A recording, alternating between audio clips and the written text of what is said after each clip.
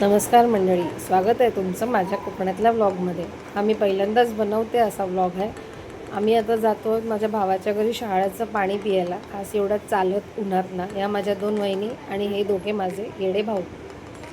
चालतोय येतोय. लहान मंडळी सगळी आमची मुलं कुठे हाल म्हणाल तर ती बाईकवरनं ऑलरेडी पोचलेली आहेत तिकडे आणि आम्ही जात आहोत.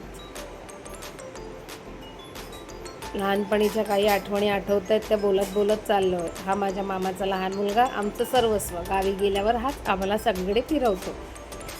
आता हे काय बघतायत, झालं विहिरीत पाणी किती आहे बघायचं राहिलं. ते दोघंजणं बघून घेत आहेत. जाऊ देत, बघू देत त्यांना. पाणी बघून झालेलं आहे आणि अशा प्रकारे आता आम्ही पुढे जात आहोत.